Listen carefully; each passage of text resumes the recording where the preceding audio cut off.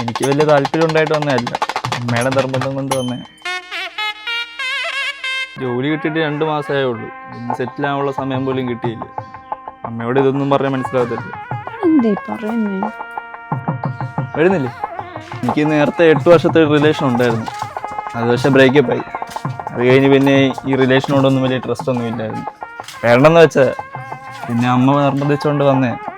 Relation break ആവാൻ അത് പറയാതിരിക്കുന്നത് നല്ലത്. ഒരു മിസ്അണ്ടർസ്റ്റാൻഡിങ്ങിന്റെ പേരിൽ പറ്റിയ ഇഷ്യൂ.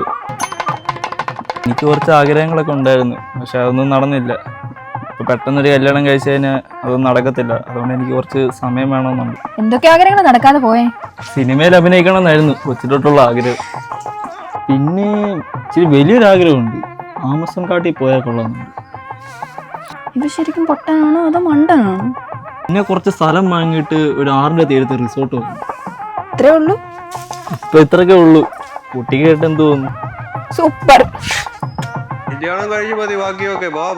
ആ വരുമോ? അപ്പൊ എങ്ങനെ പോയിട്ട് വരാനും?